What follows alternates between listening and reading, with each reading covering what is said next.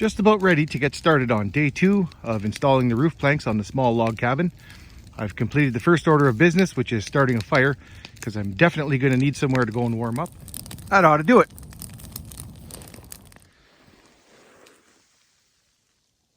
I didn't get a whole lot of filming done.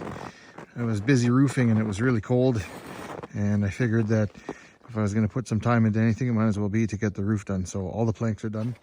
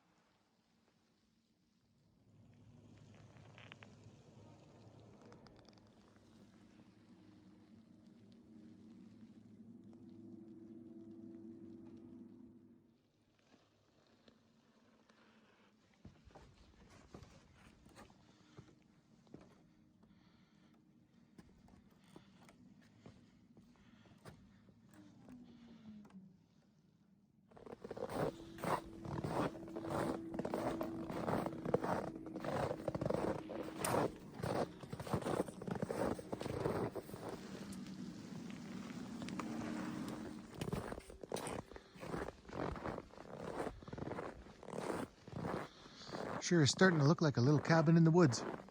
Back to work for another week. See you next weekend. I don't always work in minus 30 degrees Celsius, but when I do, I start a fire and don't